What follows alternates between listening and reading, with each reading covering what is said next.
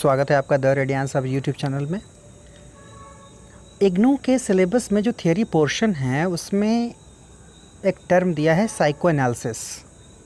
Freud और लाकान को उसमें पढ़ना है, तो कम समय में अगर 2-3 वीडियोस में फिनिश करना हो तो उसके लिए मुझे लगा कि पीटर बैरी की बिगनिंग थ्योरी को ना उठा करके एम.एच. अब्राहम में जो ये टर्म दिया है इसी का डिस्कशन कर लेते हैं, तो एक ठीक ठाक ग्राउंड बन जाएगा साइको एनालिसिस का।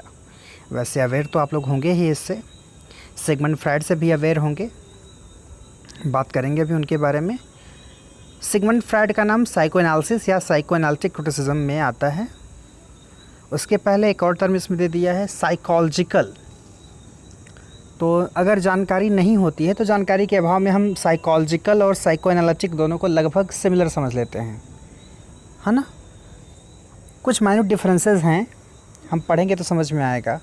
जैसे आप जानते हैं एक साइकोलॉजिस्ट होता है, एक साइकेट्रिस्ट होता है, दोनों दिमाग के डॉक्टर ही हैं, लेकिन जो साइकोलॉजिस्ट होता है उसका काम थोड़ा आसान होता है आई होप, और साइकेट्रिस्ट का काम थोड़ा मुश्किल होता है, थोड़ा माइन्यूट, थोड़ा कीन, थोड़ा कॉम्प्लेक्स। खैर चलिए आते हैं psychological and psycho analytic criticism पर।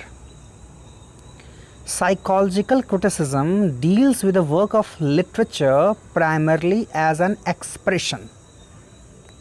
देखिए टर्म ही याद करने में बार बार कहता हूँ, की टर्म्स आपको समझने हैं।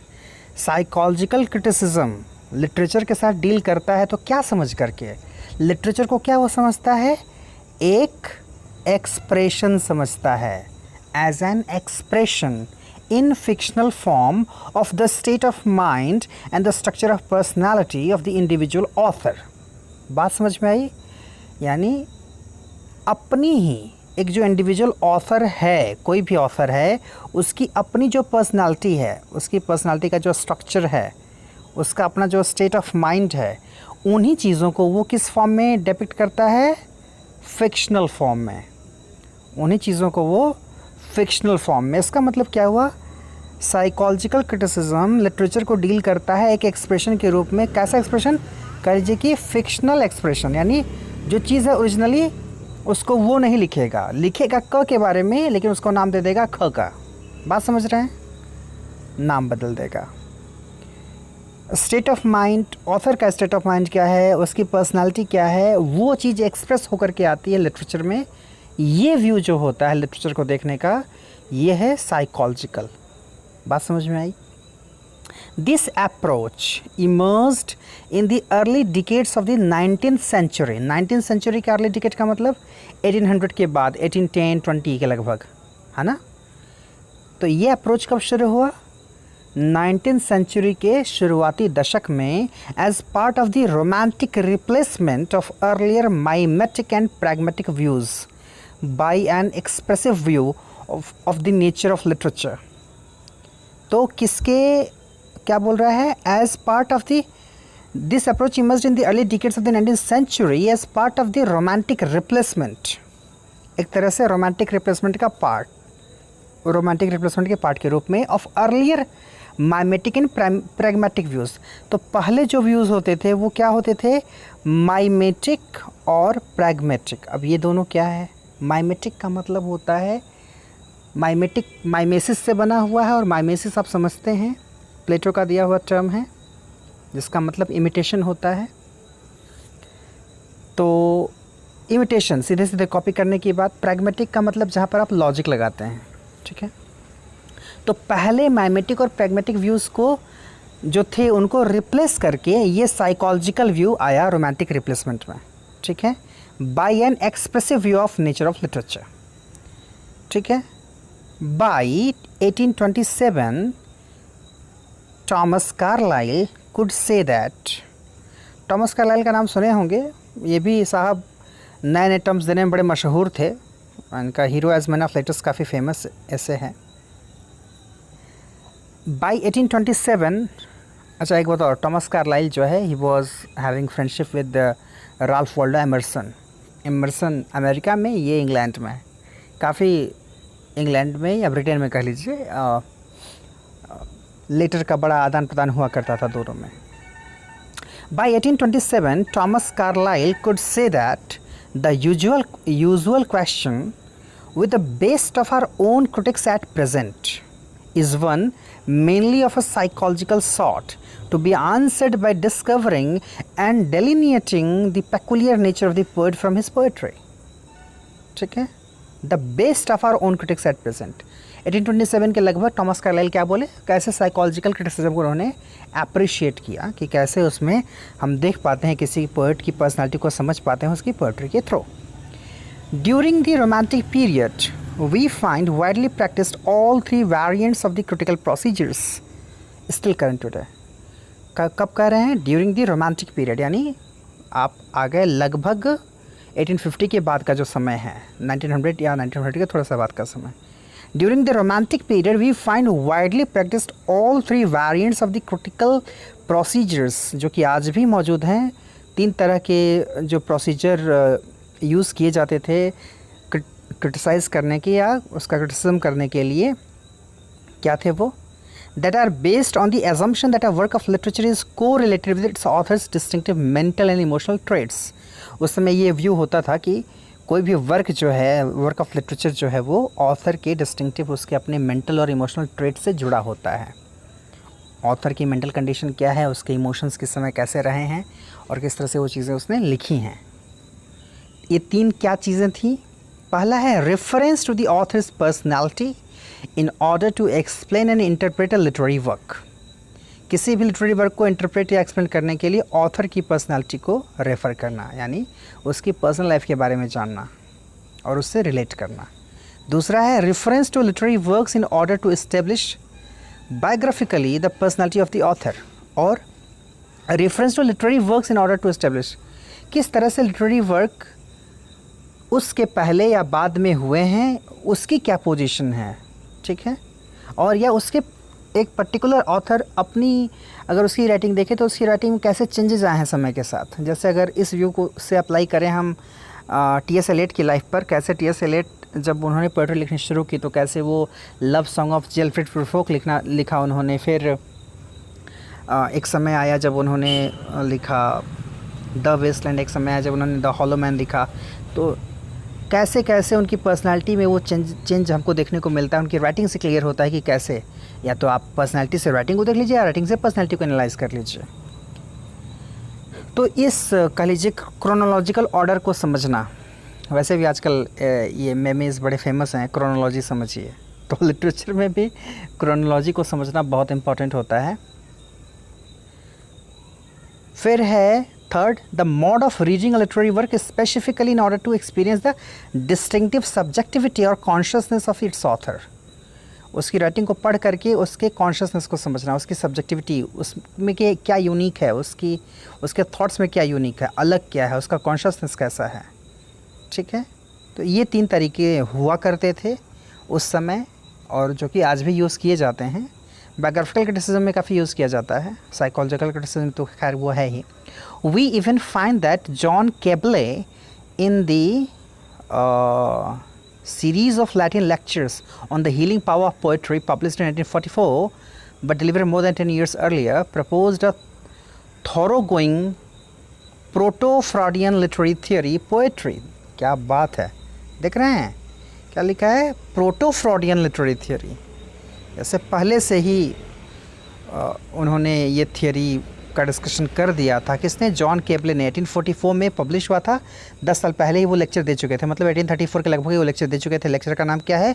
On the healing power of poetry, और उसमें उन्होंने बाकायदे फ्राइडियन लिटरेरी थियोरी कहीं ना कहीं वो अप्लाई किया था। मतलब देखिए मज़े की बात ये है कि कुछ चीज़ें आप देखेंगे जो पहले के राइटर्स में या पहले के जो लेक्चर देने वाले लोग हैं उनकी बातों में वो चीज़ें अवेलेबल थीं, बस टर्म नहीं मिला था उनको। साइकोएनालिसिस के थ्रू आ करके सिगमंड फ्रायड ने टर्म दे दिया, तो अब हम उस टर्म के थ्रू उन चीज़ों को जानते हैं। जैसे इडिपस कॉम्प्लेक्स का जो कॉन्सेप्ट फ्रायड ने दिया था, जो जिसमें एक बेटा अपनी माँ की तरफ कैसे अट्रैक्ट होता है, इडिपस कॉम्प्लेक्स। तो अब वो डिपिक्शन तो आपको लॉरेंस के नावल में मिल जाएगा, सन्स एंड लवर्स में मिल जाएगा। उसकी बात लॉरेंस करते भी हैं, बस टर्म नहीं दिया उन्होंने इडिपस कॉम्प्लेक्स का। तो ऑब्वियस है कि जो चीज़ें हैं वो तो रहती हैं बहुत समय से ही। समटाइम्स उनको कुछ नाम मिल जाता है, समय के साथ कुछ नाम बदल जाता है, कुछ नया वर्जन आ जाता है, कोई नया वर्ड आ जाता है दूसरे कॉन्टेक्स्ट में, ठीक है।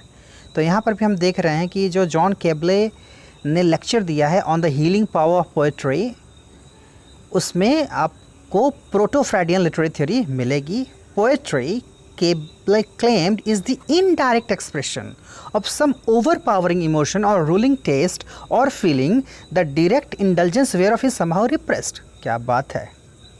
क्या केबले बोलते हैं कि पोएट्री क्या है? एक इनडायरेक्ट एक्सप्रेशन, मतलब है अपनी ही बात, लेकिन उसको डायरेक्ट वे में न कहा करके इनडायरेक्ट वे में कहा जा रहा है अपने इमोशन को, ओवरपावरिंग इमोशन, रूलिंग स्टेट और फीलिंग, भीतर की चीज़, हमारा इमोशन कैसे निकल करके आता है, डायरेक्ट चीज़ को सप्रेस कर दिया जाता है, रिप्रेस कर दिया जाता है, इनडायरेक्ट वे में उसको कह दिया जाता है पोएट्री के थ्रू। इस चीज़ को समझना होगा तो आप हमारी पोएट्री का भी विज़िट करिएगा, गूगल पर you will find those things, direct, sometimes directly, sometimes indirectly. This repression is imposed by the author's sentiments of reticence and shame. तो क्या कह रहा है कि इस रिप्रेशन को इम्पोज कर दिया जाता है ऑथर के सेंटिमेंट पर, रेसिटेंस और शेम के through. The conflict between the need for expression and the compulsion to repress such self revelation is resolve by the poet's ability to give healing relief to secret mental emotion yet without detriment to modest reserve by literary art which under certain veils and disguises reveals the fervent emotions of the mind. क्या बात है, एकदम दिल को छू जाने वाली बात है। वो चीज़ जो हम लोग एज पोएट महसूस करते हैं वही बात यहाँ पर कही जा रही है। कई बार ऐसा होता है ना कि आपके भीतर कुछ ऐसे थॉट्स चल रहे होते हैं, कुछ ऐसे कॉन्टेक्ट की चीज़ें चल रही होती हैं जिसको डायरेक्ट अगर आप कहते हैं किसी से तो शायद आपको लगेगा सामने वाला समझे न समझे, सुनने के बाद हंस दे या मजाक उड़ा दे, या उसके अंदर ये एबिलिटी ही नहीं है कि वो समझ पाए। लेकिन आप अगर उसको एक्सप्रेस नहीं करें तो पागल हो जाएं, तो बेहतर है कि आप उसको एक्सप्रेस करें, दूसरे फॉर्म में कर दें। कई बार कहानी के थ्रू आप एक्सप्रेस करके मन को सुकून दे देते हैं, कई बार आप उसको कविता के रूप में प्रेजेंट करके मन को सुकून दे देते हैं। तो ये होता है। एक तरफ है कि हालत जो है ना, वो कहावत कही जाती है ना, सांप जब छुछुंदर कभी मोल इंग्लिश में बोलते हैं ना, MOLE, छछुंदर एक चूहे जैसी प्रजाति जो होती है, तो कहा जाता है कि सांप अगर कोई छछुंदर खा लेता है तो ऐसा माना जाता है कि अगर वो खा लेगा तो भी उसका नुकसान है, वो बाहर भी नहीं निकाल सकता वो, तो बड़ी ऊहा-पोह की स्थिति में आ जाता है, एट अ लॉस हो जाता है पोजीशन, उसका हो जाती है पोजीशन, तो उसको समझ में नहीं आता है क्या करें। तो एक पोएट टाइप का जो आदमी है, कोई भी इंसान है, कई बार ऐसा होता है जब इमोशन को बाहर निकालना चाहता है या चाहती है, लेकिन उसको पता है कि निकालने का कोई फ़ायदा नहीं है, लेकिन वो भीतर दब भी नहीं सकता। तो ऐसे केसेस में राइटिंग हेल्प करती है। तो राइटिंग में वो चीज़ इनडायरेक्ट वे में निकल करके आ जाती है। ये बहुत अच्छी चीज़ है, ठीक है। तो उससे क्या है, एक हीलिंग रिलीफ मिलती है, सच में हीलिंग रिलीफ मिलती है। आप एकदम रिलैक्स हो जाते हैं, सुकून मिलता है आपको, और ऐसा लगता है कि पागल होने से बच गए। दिमाग ही है वैसे भी, हाइपरटेंशन, डिप्रेशन, तमाम क्या क्या चीज़ें आजकल बहुत ज़्यादा रैम्पेंट हैं मॉडर्न सोसाइटी में। तो उन चीज़ों से बचने के लिए writing is the best media. आप लिख करके, खुद को एक्सप्रेस करके, अपनी बात को इनडायरेक्टली कह करके बहुत रिलैक्स हो सकते हैं। उसी की बात यहाँ पर ये कर रहे हैं, ठीक है। एंड दिस डिस्गाइज्ड मॉड, देखिए डिस्गाइज्ड मॉड का मतलब जो है उसको सीधे सीधे नहीं, उसको घुमा फिरा कर दूसरे तरीके से कहना। डिस्गाइज समझते हैं, जैसे कोई दूसरे का भेष बना लेता है। Reveals the fervent emotions of the mind and this disguised mode of self expression serves as a safety valve. क्या बात है, प्रिजर्विंग मेन फ्रॉम मैडनेस। ओहो, ये तो मेरी ही बात हो गई। Sorry for becoming that much personal, लेकिन यही है, सेफ्टी वॉल्व की तरह काम कर। सेफ्टी वॉल्व समझते हैं, जैसे इवन जैसे कुकर, वैसे भी आज कुकर आ ही गया था कॉन्टेक्स्ट में। तो कुकर की बात अगर हम करें तो उसमें क्या होता है, उसमें जो सीटी लगाई जाती है, थिंक अबाउट इट। कुकर में अगर सीटी ना हो और प्रेशर बने, कई बार ऐसा होता भी है ना, जैसे कभी कभी सीटी जब जाम हो जाती है तो क्या होता है, कुकर फट जाता है, इतना प्रेशर क्रिएट हो जाता है कि फट जाता है।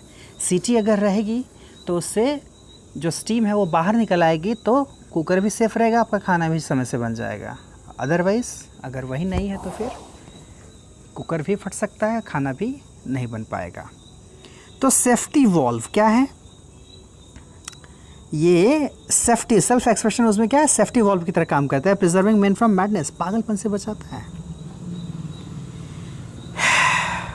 एम.एच. अब्राहम का एक वर्क है the mirror and the lamp, उसमें इसका के बारे में काफ़ी डिस्क्रिप्शन है। In the present era many critics make at least passing references to the psychology of an author in discussing work of literature. कह रहा है कि अभी भी प्रेजेंट एरा में भी बहुत सारे क्रिटिक ऐसे हैं जो कम से कम थोड़ी रेफरेंस तो दे ही देते हैं साइकोलॉजी, ऑथर के साइकोलॉजी की, उनके लिटरेचर को डिस्कस करने में, with in notable exception of whose critical premises invalidate such reference. खास वो कुछ लोग ऐसे एक्सेप्शनली हो जाते हैं जहाँ पर आप देखते हैं कि वहाँ पर कुछ क्रिटिकल प्रीमिसेस ऐसे हैं जहाँ पर ऐसे रेफरेंस को इनवैलिडेट किया जाता है, मतलब उतनी वैल्यू नहीं दी जाती है। उसमें यहाँ पर दे दिया है फॉर्मलिज्म है, न्यू क्रिटिसिज्म है, स्ट्रक्चरलिज्म है, डिकंस्ट्रक्शन है। एंड आई होप फॉर्मलिज्म को छोड़ करके बाकी चीज़ें मैंने डिस्कस कर दी हैं, तो आप समझ सकते हैं कि उनमें इन चीज़ों की ज़रूरत नहीं पड़ती है। ये लोग बायोग्राफिकल क्रिटिसिज्म या साइकोलॉजिकल क्रिटिसिज्म को जो है सपोर्ट नहीं करते, अप्रिशिएट नहीं करते। Since the 1920s, a very widespread form of psychological literary criticism has come to be psychoanalytic criticism. अब यही साइकोलॉजिकल लिटरेरी क्रिटिसिज्म ने एक नया रूप ले लिया साइकोएनालिटिक क्रिटिसिज्म का। कब? 1920s में आकर के।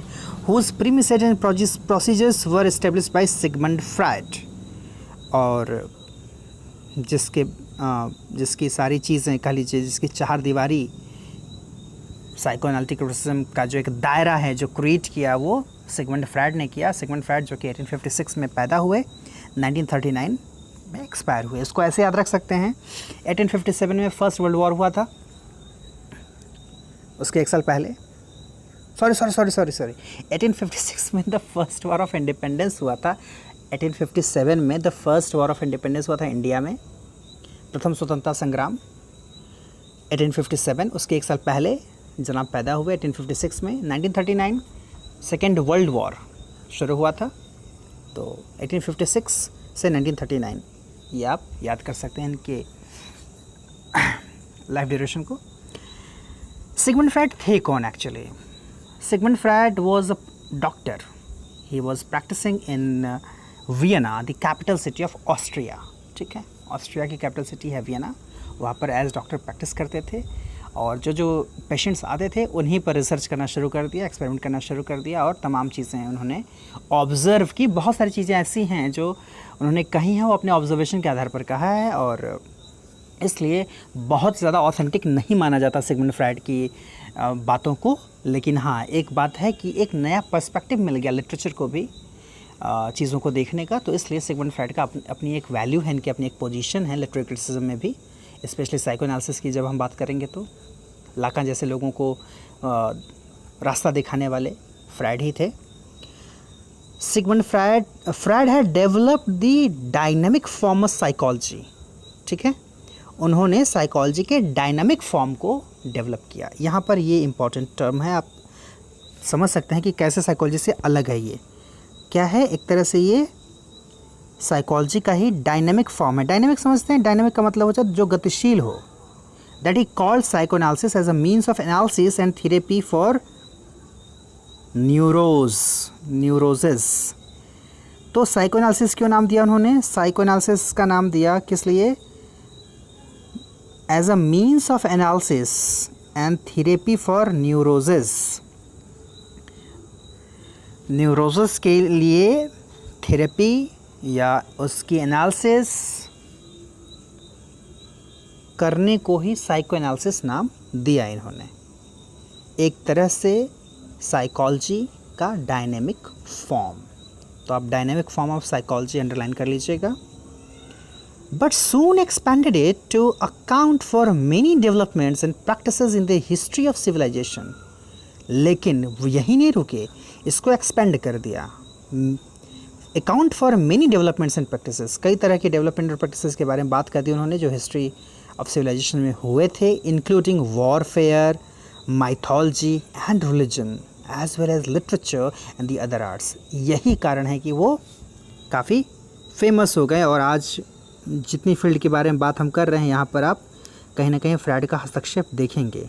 तो अपनी साइको एनालिसिस का दायरा इन्होंने बढ़ा दिया warfare, mythology, religion, literature and other arts, सब में जो है साइको एनालिसिस अप्लाई कर दिया फ्रायड ने। Freud's brief comment on the workings of the artist's imagination at the end of the 23rd lecture of his Introduction to Psychoanalysis, supplemented by relevant passages in the other lectures in that book, set for the theoretical framework of what is sometimes called classical psychoanalytic criticism. तो यहाँ पर किस work का नाम याद करना है Freud के? फ्रायड का वर्क है इंट्रोडक्शन टू साइकोएनालिसिस, वैसे भी इटैलिक में लिखा हुआ है, समझ में आ रहा होगा। इंट्रोडक्शन टू साइकोएनालिसिस कब पब्लिश हुआ? 1920 में। Brief comment on the workings of the artist imagination, कोई किसी भी आर्टिस्ट का इमेजिनेशन किस तरह से वर्क करता है इसके बारे में उन्होंने बात कही है। कहाँ पर? At the end of the 23rd lectures, याद रखिए 23rd लेक्चर्स। वैसे भी बायोग्राफी लिटरेरी आप पढ़े हैं, उसमें 23rd चैप्टर टोटल मिला करके हैं। यहाँ पर क्या है 23rd लेक्चर में, 23rd लेक्चर के लास्ट में उन्होंने आर्टिस्ट के इमेजिनेशन की वर्किंग के बारे में बात की। किसमें? इंट्रोडक्शन टू साइकोएनालिसिस में, supplemented by relevant passages in the other lectures. और बुक के अदर लेक्चर्स में भी आपको उसके बारे में इंफॉर्मेशन मिलेगी। और इस तरह से एक थ्योरेटिकल फ्रेमवर्क तैयार हुआ किसका? साइकोएनालिटिक क्रिटिसिज्म का। स्पेशली उसमें भी अगर हम कहें क्लासिकल साइकोएनालिटिक क्रिटिसिज्म, क्योंकि मैया बप्पा सब यही हैं ना साइकोएनालिसिस के, शुरुआत करने वाले कर्ता धर्ता यही थे साहब।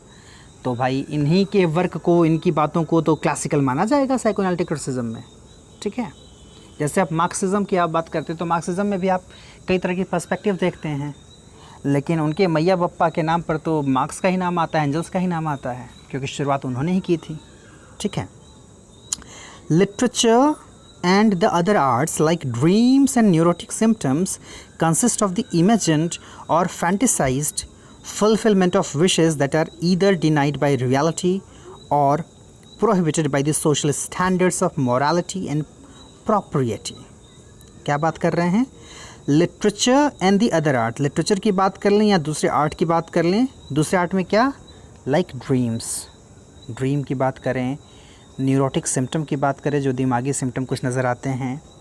कंसिस्ट ऑफ द इमेजिन्ड और फैंटेसाइज्ड, उसमें क्या इमेजिनेशन के थ्रू जो चीज़ें आती हैं हमारे दिमाग में या जो हम फैंटेसाइज करते हैं, किसी को अपने ख्यालों में बुला लिया है ना, या कोई चीज़ किसी के बारे में ख्याली पुलाव पकाने लगे। फुलफिलमेंट ऑफ विशेस, और विशेस का फुलफिलमेंट किन विशेस का? That are either denied by reality, या तो रियलिटी में जो चीज़ डिनाई की जाती है, जिसकी मनाही होती है, are prohibited by the social standards of morality and property, या हमारी सोसाइटी मोरालिटी के नाम पर जिन चीज़ों पर रोक लगाई रहती है, जो हमें अनैतिक कह करके जिन चीज़ों से रोका जाता है, वो सारी चीज़ें ड्रीम में निकल करके आती हैं, वो सारी चीज़ें न्यूरोटिक सिम्टम के रूप में निकल करके आती हैं। अब भाई इस चीज़ को आप कितना समर्थन देते हैं, ये आप अपने सपनों का इंटरप्रिटेशन कीजिए। सपने में कौन आता है, आप सपने में क्या करते हैं, किसको किसको देखते हैं, क्या विशेज़ आपकी एक्चुअली हैं, उससे उनको रिलेट कीजिए। उसके बाद बताइए और सोचिए कि फ्रायड कितना सही बोलते हैं। मेरे जैसा इंसान तो सपने भी देखता है तो उसमें देख रहा है कि किसी का व्हाट्सएप का मैसेज आया हुआ है, मेरे लिए सपने में यही चीज़ें नज़र आती हैं। तो मैं तो समझता हूँ कि कहीं ना कहीं भाई मैं जो रियल में सोचता हूँ तो वो चीज़ भी मुझे सपने में आकर के परेशान करती है शायद। तो कहीं ना कहीं ये बात तो ठीक ठाक लगती है कि नहीं। जो ये ड्रीम्स की बात करते हैं कि जो अनफुलफिल्ड विशेज़ हैं हमारे, वो ड्रीम के रूप में निकल करके आते हैं। और क्या है? The forbidden, mainly sexual wishes come into conflict with and are repressed by the censor.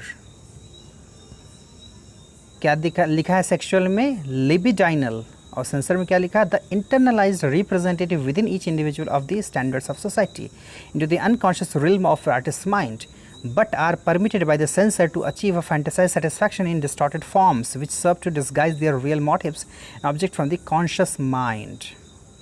Specially इसमें अगर बात करें जो चीज़ें फॉरबिडन है, फॉरबिडन में स्पेशली क्या है जो सोसाइटी में फॉरबिडन है अनैतिक के नाम पर, मेनली सेक्सुअल विशेस।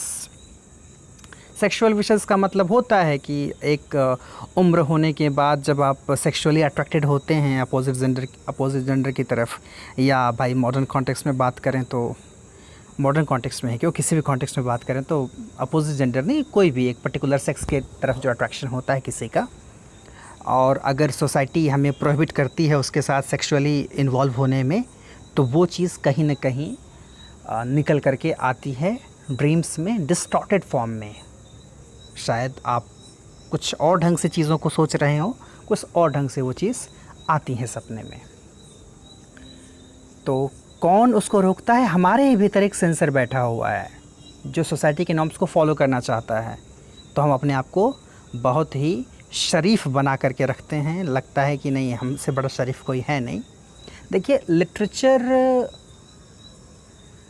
कुछ सिखाए या ना सिखाए आपको, ख़ास करके फ्राइड वगैरह को पढ़ने के बाद, लाकां वगैरह को पढ़ने के बाद आप ये रियलाइज़ करेंगे कि लिटरेचर को सिखाए या ना सिखाए, आप रियली क्या हैं ये एक्सेप्ट करना सिखाएगा आपको।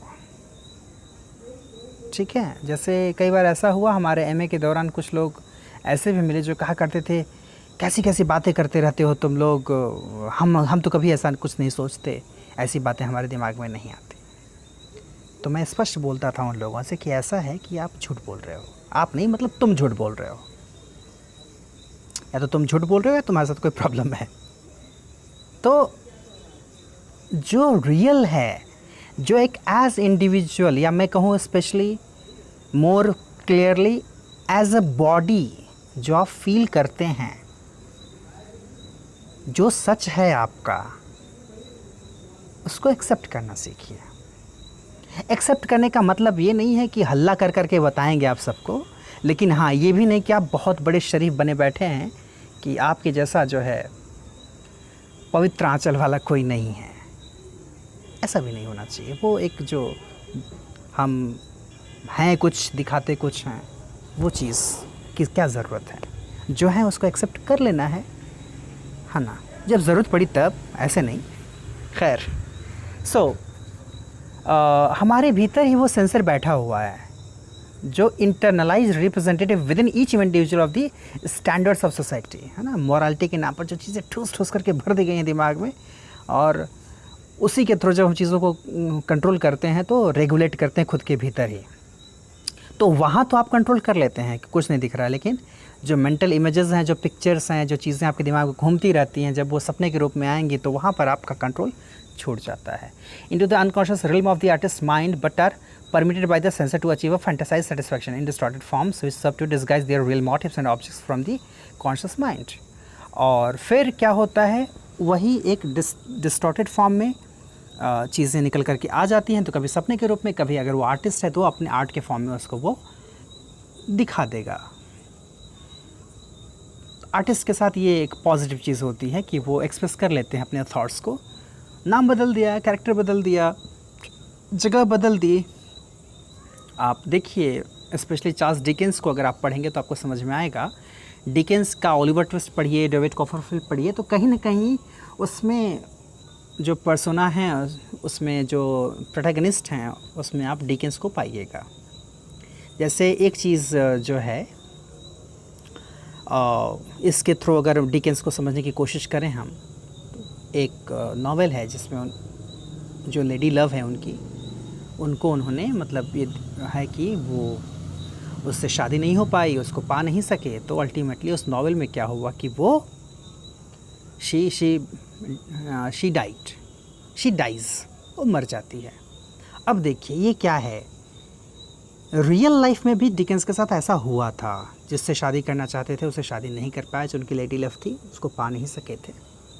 तो रियल लाइफ में अगर आप पा नहीं सकें अपने लव्ड वन को और वो ज़िंदा हो, मतलब एक कंडीशन है कि जिससे हम प्यार करते हैं वो ये दुनिया छोड़ करके चला जाए, तो जो सच्चाई है उसको एक्सेप्ट कर लेता है इंसान, जल्दी एक्सेप्ट कर लेता है। लेकिन कोई इसी दुनिया में है लेकिन आपसे दूर चला गया है, इस सच्चाई को एक्सेप्ट करने में समय लग जाता है। कुछ लोग ज़िंदगी भर एक्सेप्ट नहीं कर पाते। तो डिकेंस के लिए एक सेटिस्फेक्शन की बात क्या थी? इमेजिन कर लिया कि वो मर ही गई है। तो अब ऐसे क्या इमेजिन करते, तो राइटिंग लिख दे, तो उसमें इमेजिन कर लिया कि that the lady love of the protagonist dies. तो ये एक सेटिस्फैक्शन है, इनडायरेक्ट सेटिस्फैक्शन, सपने की तरह वाला सेटिस्फैक्शन। ठीक है। तो the chief mechanisms that effect these disguises of unconscious wishes, जो मैकेनिज्म्स इसके लिए यूज़ किए जाते हैं डिस्गाइज करने के लिए अनकॉन्शियस विशेस को, कौन कौन से हैं वो देखिए यहाँ पर कोट किया जा रहा है, उनके टर्म को ही कोट किया जा रहा है। किसके? फ्राइड के। कंडेंसेशन है एक, दूसरा है डिस्प्लेसमेंट, तीसरा है सिंबोलिज्म। ये तीनों क्या है देखिए। कंडेंसेशन क्या है? The omission of parts of the unconscious material and the fusion of several unconscious elements into a single entity. क्या होता है? अनकॉन्शियस मटेरियल जो आप में है, जो कहीं आपके भीतर कहीं दबा पड़ा है, बिल्कुल अवचेतन बोलते हैं उसको। कॉन्शियस, अनकॉन्शियस, सबकॉन्शियस, 3 टर्म दिया हुआ है फ्राइड ने। कॉन्शियस का मतलब चेतन, अनकॉन्शियस का मतलब अवचेतन, और सबकॉन्शियस का मतलब अर्धचेतन। तो जो चीज़ कहीं बहुत भीतर दबी पड़ी है, पता नहीं है आपको एक्चुअली, वो ख़त्म हो जाएगा या वो हट जाएगा, और क्या होगा? And the fusion of several unconscious elements into a single entity. उसके अलावा कई सारे अनकॉन्शियस एलिमेंट एक साथ आकर के मिल जाएंगे आपस में। ये है कंडेंसेशन। नॉर्मली कंडेंसेशन जो प्रोसेस होता है, अगर आप पढ़ेंगे केमिस्ट्री में, तो देखते हैं कपूर जो कि सॉलिड होता है वो सीधे भाप बन करके उड़ जाता है। तो ये है कंडेंसेशन। उसी साइंस के टर्म को उठा करके साइकोएनालिसिस में यूज़ कर दिया इन्होंने। कंडेंसेशन का मतलब यहाँ पर किसको, यहाँ पर कपूर नहीं उड़ा रहे हैं, यहाँ पर मेन जो अनकॉन्शियस चीज़ है जो कहीं ना कहीं आपको परेशान करती है, अब वो ना आकर के दूसरे अनकॉन्शियस की चीज़ों को, कई सारे अनकॉन्शियस की चीज़ें रिलेट करके सामने आ जाएंगी। यही कारण है कि जब आप किसी तरह का एक पर्टिकुलर बिहेवियर शो करते हैं, तो आपके बचपन के बारे में, आपके पुराने एक्सपीरियंसेस के बारे में पूछा जाता है और देखा जाता है कि कौन सी ऐसी चीज़ है जो एक अलग फॉर्म में, एक डिस्टॉर्टेड फॉर्म में निकल करके एक दूसरे तरह से, एक दूसरे बिहेवियर में निकल करके आपके सामने आ रही है। तो है कंडेंसेशन। दूसरा है डिस्प्लेसमेंट। ये क्या होता है? The substitution for an unconscious object of desire by one that is acceptable to the conscious mind. Unconscious जो शायद पूरा नहीं हो पाया या पूरा नहीं हो सकता, उसके जगह पर कुछ डिज़ायरेबल को रिप्लेस कर दिया। जैसे अभी मैंने उदाहरण दिया था डिकेंस का, कि उनकी दुनिया में रह करके भी वो उनकी दुनिया न रह पाई, तो बेहतर यह है कि वो मर जाए। तो वो मार दिया उन्होंने, रिप्लेस कर दिया उसको अपने नॉवेल में। ठीक है। यह है डिस्प्लेसमेंट। डिस्प्लेसमेंट भी, आप डिस्प्लेसमेंट रिएक्शन अगर आप केमिस्ट्री पढ़े होंगे तो जानते होंगे, डिस्प्लेसमेंट रिएक्शन में भी यही होता है कि एक पर्टिकुलर जो एलिमेंट है वो दूसरे को डिस्प्लेस करके उसकी जगह ले लेता है। तो जो चीज़ एक्सेप्टेबल नहीं है, जो चीज़ अनकॉन्शियस में है, उसके जगह पर हमारा कॉन्शियस जो एक्सेप्ट कर पाता है, जो चीज़ हो सकती है पॉसिबल, उसको ला करके रख देना। तो ये जो है इसका नाम हो गया डिस्प्लेसमेंट। तीसरा है सिंबोलिज्म। ये क्या है? The representation of repressed mainly sexual objects of desire by non sexual objects which resemble them are associated with them in prior experience. और सिंबोलिज्म का किस तरह से यूज़ किया जाता है? जो रिप्रेस्ड डिज़ायर होती हैं, मेनली सेक्सुअल डिज़ायर जो होती हैं, उनको नॉन सेक्सुअल ऑब्जेक्ट से रिजेंबल करा देना, और associated with them in prior experiences, जो उनके पहले के एक्सपीरियंस से जो है वो क्या बोलते हैं, जुड़ा हुआ हो। अब इसमें देखिए क्या है, अगर हम कहें कि नॉन सेक्सुअल ऑब्जेक्ट में पर्टिकुलर चीज़ से जो है उसका कह लीजिए कि क्या बोलते हैं, कनेक्शन शो करना। अब वहाँ पर समझने वाले को समझना होगा सिंबोलिज्म, यानी कैसे सिंबल्स का यूज़ किया जा रहा है। जैसे सपोज़ कि someone is trying to have sexual relation with someone, और वो चीज़ उसकी पूरी नहीं हो पा रही है या पूरी नहीं हो पाई, तो अब उसका ऑब्सेशन आप देखेंगे कि किसी दूसरे पर्टिकुलर ऑब्जेक्ट में दिखा देगा। अब वो ऑब्जेक्ट कोई कुछ भी हो सकता है। वो ऑब्जेक्ट हो सकता है कि जो है शेप में मैच करता हो, या हो सकता है उसका कुछ नेचर मैच करता हो, ठीक है। तो उस चीज़ से उसका ऑब्सेशन दिखा देगा, ठीक है। अब हो सकता है कि आप फ्रायड के आधार पर चीज़ों को एनालाइज करने की कोशिश करेंगे तो लगेगा कि ये तो बहुत ही बेहुदा किस्म का मजाक है। जैसे अगर मैं कहूँ, आपने देखा होगा कि कुछ लोगों को कुत्तों से बड़ा लगाव होता है, कुत्तों से बहुत लगाव होता है। एक तो हो गया कि वो सिंपली है कि जानवर से प्यार है तो है, लेकिन दूसरा ये भी होता है कि एक सेक्सुअल डिज़ायर जो आपकी छुपी हुई है, जो लगता है कि नहीं, हाँ, एक बॉडी का टच जो है वो होना चाहिए, वो मिलना चाहिए। तो ऐसे तो आप किसी से जाकर के चिपक नहीं सकते, लेकिन अगर एक आप जानवर पाले हुए हैं तो उसको प्यार कर सकते हैं, उसे चिपक सकते हैं। I am not saying that one has to have sex with that particular animal, but the thing is that एक बोले ना, एक डिफरेंट फॉर्म में चीज़ें निकल करके आती हैं, ठीक है। जैसे तकिया लेकर के सोने की जो एक आदत है, ऐसा कैसे होता है, ये क्या है? अब इसको आप कहेंगे कि आप एक एक चीज़ को ऐसे इंटरप्रेट करने लगेगा तो बहुत हो गया। ये चीज़ होती है, जो अगर कहा जाए कि एक फ़िज़िकल टच की जो एक नीड होती है इंसान की, वो हो सकता है कि दूसरों चीज़ों से उसको रिप्लेस कर दिया जाए, और कहीं ना कहीं उन चीज़ों के साथ उसका कनेक्शन अगर शो किया जाए तो वो सिंबल के रूप में नज़र आएगा, यूज़ किया जा सकता है, ठीक है। जैसे कुछ लोगों को अगर किसी मेल को दिखाया जाए, उसके ऑब्सेशन को दिखाया जाए, तो हो सकता है कि उसको कोई गुड़िया बहुत अच्छी लगती हो, तो गुड़िया के साथ उसका ऑब्सेशन दिखाया जाएगा। मतलब कहीं ना कहीं कुछ ना कुछ चीज़ें मैच करती हुई मिलेंगी। ये है symbolism. The disguised fantasies that are evident to consciousness are called by Freud the manifest. जो डिस्गाइज्ड फैंटेसीज हैं उसको, जो कि कॉन्शियसनेस के एविडेंस से दिखाई जाते हैं, उसको मैनिफेस्ट कहा जाता है। Manifest content of a dream और वर्क ऑफ लिटरेचर। तो उसको मैनिफेस्ट कंटेंट ऑफ ड्रीम, जो ड्रीम में वो चीज़ें नज़र आती हैं या लिटरेचर में नज़र आती है, उसको मैनिफेस्ट का नाम दिया है, टर्म दिया है फ्रायड ने। The unconscious wishes that find a semblance of satisfaction in this distorted form he calls the latent content. Latent का मतलब होता है छुपा हुआ। जैसे लेटेंट हीट होती है फिजिक्स में, लेटेंट का मतलब छुपा हुआ। तो जो अनकॉन्शियस विशेज़ हैं, जो कि डिस्टॉर्टेड फॉर्म में एक सेटिस्फैक्शन जिनको मिल पाता है, उनको फ्रायड ने लेटेंट कहा है। तो मतलब लेटेंट कंटेंट का सेटिस्फैक्शन मिलता है मैनिफेस्ट में, ऐसा मानना है फ्रायड का। तो फ्रायड ने ये सारी टर्म दिए, ये सारी बातें कही हैं।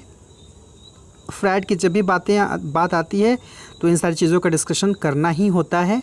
चलिए फ़िलहाल हम यहीं रुकते हैं, इसके बाद हम और आगे बढ़ेंगे, फ्रायड को डिस्कस करेंगे, थोड़ा लंबा है। उसके बाद फिर हम लोग लाका पर जाएंगे।